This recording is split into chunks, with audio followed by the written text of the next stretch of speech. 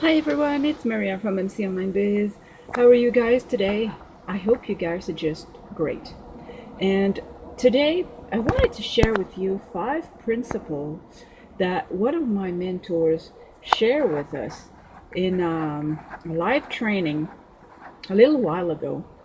But we got so much value out of these principles that I wanted to share them with you. All right? Because if you've ever been in a situation where you really were choking, financially, um, you couldn't breathe at all, no room to do anything, even the worst, you had to postpone some bills because you couldn't afford to pay them right there at the moment. So, this is really a crazy situation. It's not a way to live. And really, it's really a choking situation. And if you ever been, or if you are in that kind of situation, I'm sure that you would like to get out of this nasty situation ASAP. And you want at least to be able to breathe. And these principles will help you, at least give you a different perspective of why you are struggling right now. All right. So here we go. Principle number 1 is build more bridges. What do we mean by build more bridges? Is Are you doing things out of routine? Do you always go to the same places, talk to the same people? Are you making new connections every day? Grant Cardone said, the obscurity is the enemy of success. Why is obscurity the enemy of success? It means that nobody, or only a few people, knows that you exist. And how can you prosper in a situation like that where barely nobody knows you? You know? So that's why you need to build more bridges so more people can know you exist, know you're there. And on a daily basis, how often do you get out of your comfort zone? That's a good question. Because if you don't get out of your comfort zone, nothing, I mean, nothing will change. So, and if you are not making new connections every day, you might be passing by this one connection you need that will change your whole life, you know? So, if you're doing things out of autopilot, that's really not the way to do it. Because what you want to do is you want to deliberately be creating your life. You are the creator or the driver in your life. So you really need to be creating your life, not doing things out of autopilot. All right. So that is principle number 1. Now we're going to principle number 2, which is daydream bigger. What do we mean by daydreaming? Well, probably you might have said this to your children. I know sometimes I have, stop dreaming, pay attention. But why daydreaming is important and you need to be daydreaming bigger, sorry, it's because money is like water. All right. Money needs to be flowing. And if you're stuck in the desert, the only thing you think about is water. But you're not necessarily thinking about getting only a small glass of water. You're thirsty like hell. So you're thinking maybe of the whole ocean, how you would like to dive in and quench that thirst. So if you're struggling right now, then what you're thinking is the worst possible situation, or what's worst can happen if you don't get that money, right? Like if I give you an example, all right, like for example, your rent is $1,000 and it's due in 1 week, and you have absolutely no clue how you're gonna get that $1,000 to pay your rent. So you might be coming with the money at the last minute, but once your payment will go through, you're back at square one. You had only this money to cover your rent. So what do we mean by daydream bigger?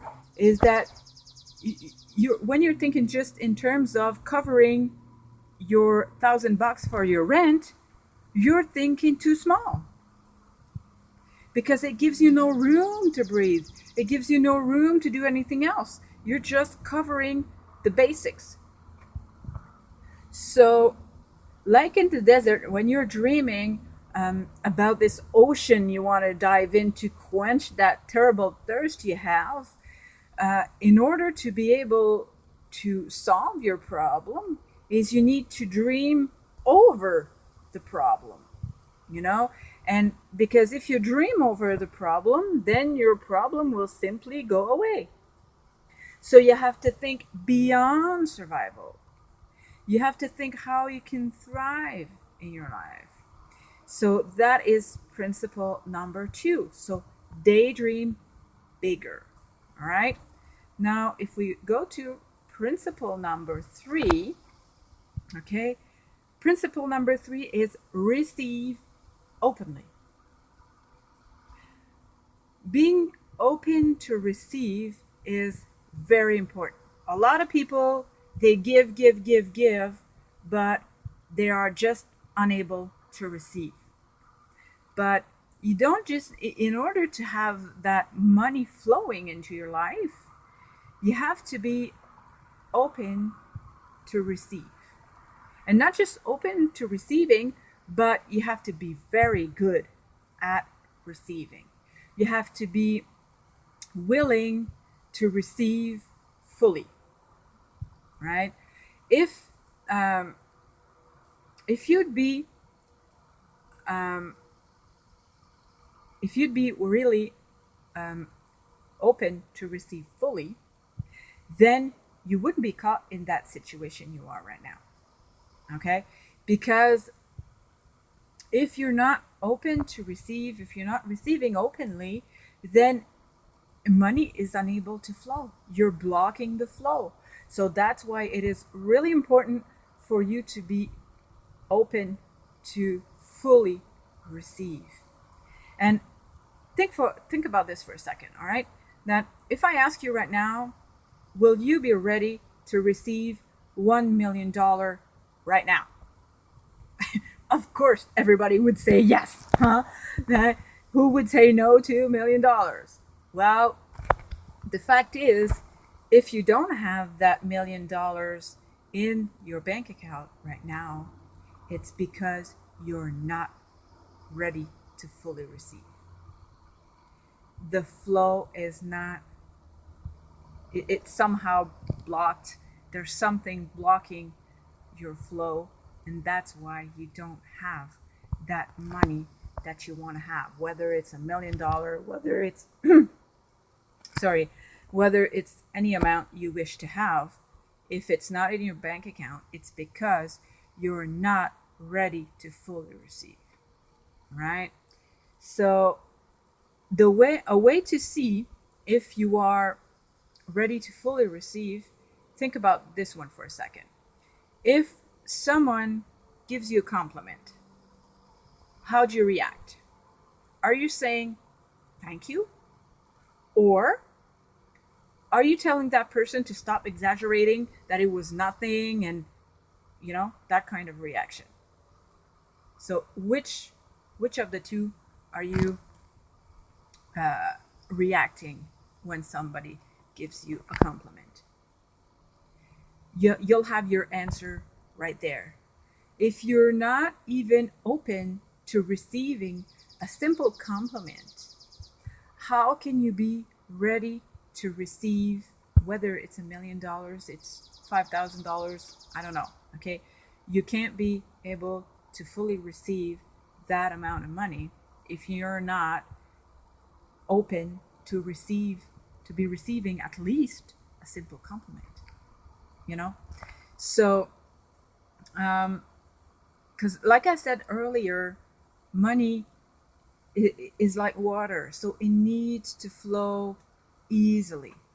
So if you want to practice your receiving, then you need to be practicing that receiving, whether it's a simple compliment or whatever, but receiving you can practice. It's like cycling, it's like whatever activity you're doing for the first time, whether it's skating, you know, at first it's uncomfortable, but the more and more you practice, the more comfortable you get at it, and the more open you will be at receiving. All right. So you need to practice that receiving if you want to, if you want that money to flow into your life. Sorry about that. So, and you know, a lot of people are looking for huge changes to make massive changes into their lives, but like my mentor Avram said that the other night, and he's absolutely right, it's these small hinges that swing big doors. Meaning it's really small changes that you make into your daily activities, into your life, that will bring the biggest changes in your life. And I totally agree with that because I lived it, you know. Um, I've made through the last year or so small little changes here and there in my life, and I've seen so many changes. And just to give you a couple of examples, well, it led me to meet my soulmate. So that is awesome. I feel so blessed with that. And I'm receiving unexpected amounts of money here and there, like just the beginning of this week, to give you an example. I received a $1,300 deposit in my bank account that I had no idea was supposed to be coming in. And so I can tell you, I did a money dance. Because really, when it's unexpected like that, you don't, you have sometimes no idea where it's coming from. And well, it's abundance coming into you, it's money flowing into your life. So practice your receiving, my friend. It's one of the major keys if you want that money to be flowing in your life. All right. Now we go to principle number 4. Okay. So principle number 4 is get out of the box. you know, and a lot of people say, well, I know that. I know I have to think outside the box. But if you ask me, that's the worst phrase in all the language. Okay? Because when you're saying, I already know that, what it does is it builds an invisible box around you, and nothing can penetrate it. So you cannot receive any other information whatsoever about that subject because you said, I already know that. But in life, whether any kind of subject, we never know 100% about that subject. There's already something new to learn about that subject. So it maybe you've heard it before to get out of the box, but you can never know everything about it. So if you're saying yourself that you already know everything about that, that is simply a false belief that needs to be changed. really. So, how do you change a belief that is not useful for you and to lead you where you want to go? Well, the first thing to do is to be aware of that false belief, right? And once you're aware of that false belief, then you can start changing it. That's how you change a belief. And if you want your life to change, if you want to get the results you want in your life, you have to go through all of your beliefs. You keep the ones that are still useful to you, and you get rid of the other ones. You change them. All right? That's what you need to do, and that's how you're going to get out of that box. Right? Now, if we go with principle number 5, principle number 5 is don't be afraid to ask. All right? Because that's probably another one that you've heard before. Okay, ask and you shall receive.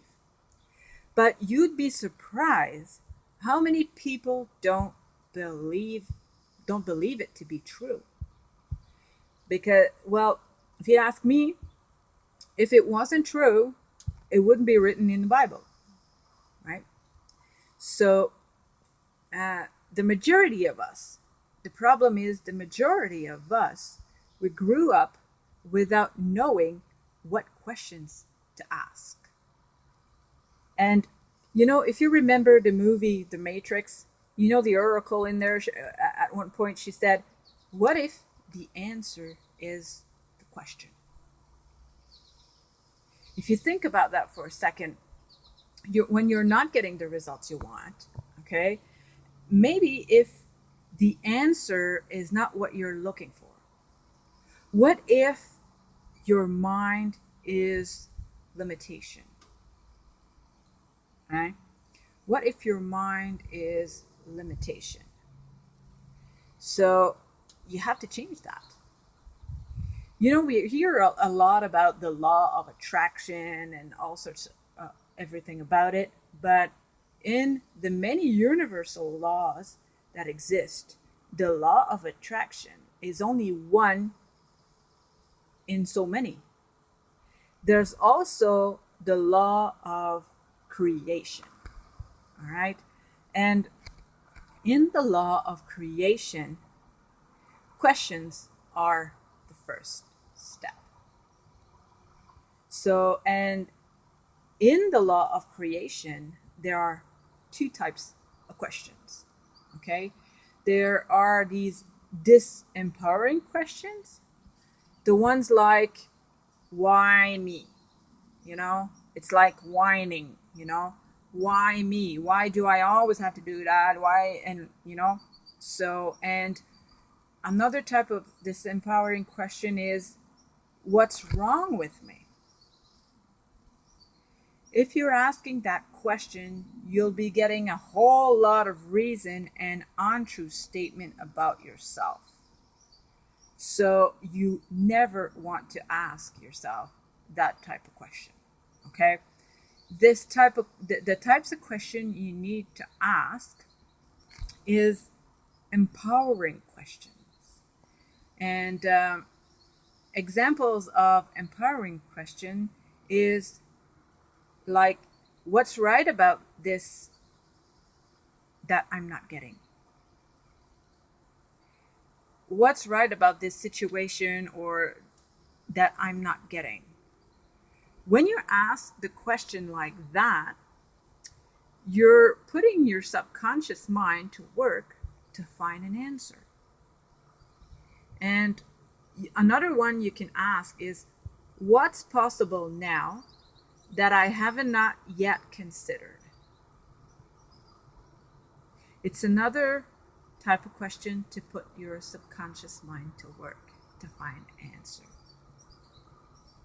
And for example, if your goal is to get, I don't know, an income of $5,000 a month, well, you can ask, how can I, you fill the blank, how can I achieve that $5,000 income goal? No? So you can use that question for any types of goal you have. And maybe you can ask also, can I change this? If so, how can I change it? That's another type of question. And sometimes you want to ask, if you're looking for some solutions that are not coming, no matter how hard you try, maybe you can ask, what do I know about me or about this that I'm pretending not to know? That's another way to trick your subconscious mind. All these types of questions are, when you're asked these types of questions, you're becoming solution oriented. Okay? And that is the type of questions you want to be asking yourself. Because if you're asking disempowering questions, you'll never get the results you want. And if you are alert to how you feel, okay? If you ask yourself a disempowering question like, why me? Or what's wrong with me? Okay? If you notice, these types of questions will make you feel heavier. They'll make you feel like sad, down, you know? So if when you're asking yourself a question, no matter what question, if it makes you feel heavier, it means it's not true. So you have to keep that in mind. So every question that makes you feel lighter, happier, these are good questions. These are empowering questions. But if you're asking yourself this empowering question, you'll feel that weight on your shoulder. You're not going to feel happy. So you'll know immediately that these questions are not the right one, and the answers you'll get are not true. So always keep that in mind. All right. So, well, that's about it for these 5 principles that can help you achieve your goal. Okay? Help you get out of that nasty situation. So, if you got value out of all this, leave me a message below this video. Leave me a comment. I'm sure you probably had a huge aha moment at one point in there. I know I have the first time I've heard all this. So, on this, my friend, I thank you so much for listening to my video. Make it an awesome day, and I'll see you on my next video. All right? Bye.